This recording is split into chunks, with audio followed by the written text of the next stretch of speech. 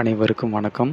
இப்பொழுது பதஞ்சலி யோக சூத்திரத்தின் 49வது சூத்திரம் பார்க்க போகிறோம்.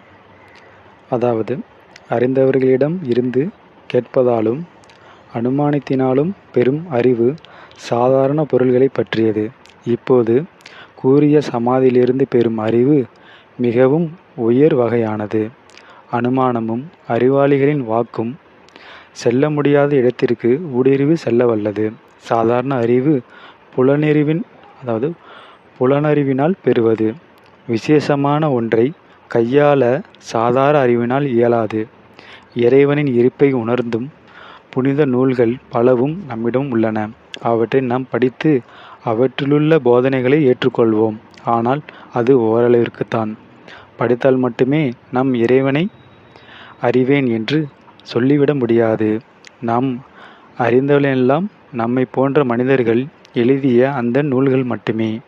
எனினும் நாம் அவற்றை நம்புவது எதனால்? அவற்றின் ஆசிரியர்கள் நம்முடைய நம்பிக்கைக்குள்ளானவர்கள் நேர்மையானவர்களாய் இருப்பதால்தான். ஆனால் அந்த நம்பிக்கை தற்காலிகமானதே. அது பாரபட்சமுடையது. ஒரு கட்டத்தில் அதிருப்தியை உண்டு பண்ணும்.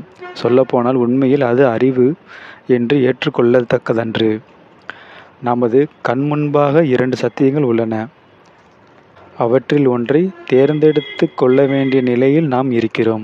ஒன்று இருப்பது ஒரே அறிவு, புலனுணர்வுடன் தொடர்புடைய பொருள்களுக்குடையது.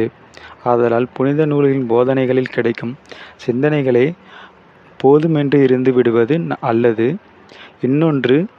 இன்னொன்று இருக்கும் சாத்தியத்தை ஒப்புக்கொள்வது. அது உயர்வான அறிவு புலன்களை கடந்தது. அந்த விதமாக அந்த போதனைகளில் உள்ள உண்மையை நேரடி அனுபவத்தில் உறுதி செய்து கொள்வது. அது சமாதி மூலம் பெறும் அறிவாகும். முழுமையாய் உணர்வதே உண்மையான மதம். மற்றதெல்லாம் உரைகளை கேட்பதும் நூல்களை படிப்பதும் விவாதத்திற்கு அறிவதும் தர்க்க அறிவு அடிப்படைகளான ஆயுதங்களே ஆகும். அறிவு ரீதியான ஒன்றை ஏற்பதும் மறுப்பதும் சமயமாகாது. வெறும் நம்பிக்கையில் கிடைப்பதென்ன? உங்கள் சொந்த அனுபவத்தை விடவும் ஏற்றுக்கொள்ள வேண்டியது ஒன்று உள்ளதா? தனியாக செல்கிறீர்கள், அதனால் என்ன? முன்னோக்கி செல்லுங்கள்.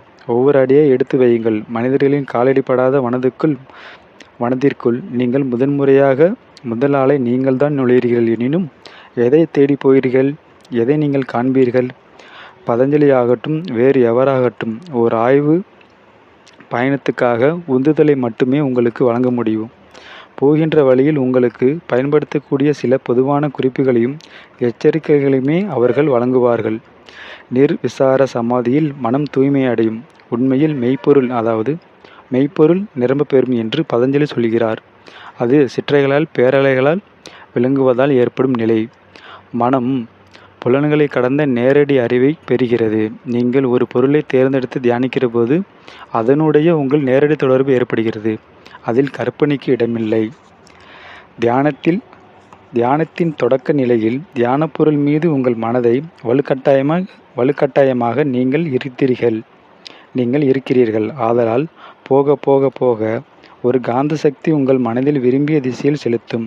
அப்போது உங்களுடைய முயற்சி எதுவும் அதில் இருக்காது. அதனை இறைத்தன்மையின் மாட்சி என்றே சொல்ல வேண்டும்.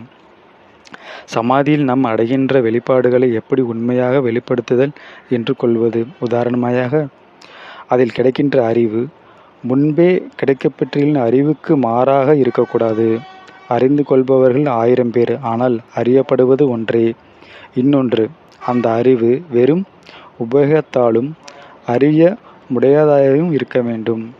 நிறைவாக அது மனதை முழுமையாய் புதுப்பித்து பண்பில் மாற்றத்தை ஏற்படுத்த வேண்டும்.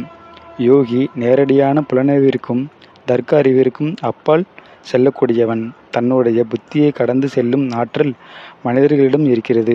யோக பயிற்சியினால் இந்த ஆற்றலை விழித்து கொள்ளப்படுகிறது. அப்போது அவன் அறிவின் எல்லைகளை கடக்கிறான். அதுவரைதான் அறிந்திராத ஒன்றை நேரில் உணர்கிறான். இதுதான் அந்த 49வது சூத்திரம். தனக்குள்ளே தன்னை உணர்ந்து செல்வது, அதுதான் அதோட கான்செப்ட். மீண்டும் அடுத்த ஒரு தலைப்பில் சந்திப்போம். நன்றி, வணக்கம். நூல்கள் எல்லாமே இந்த பயணத்தை நோக்கி நம்மளை கொண்டு செல்லும் ஒரு உந்து சக்தி. அப்படின்னு தான் சொல்கிறார். சரிங்களா? இத்துடன் தலைப்பு முடிவடையும். மீண்டும் அடுத்த ஒரு தலைப்பில் சந்திப்போம். நன்றி, வணக்கம்.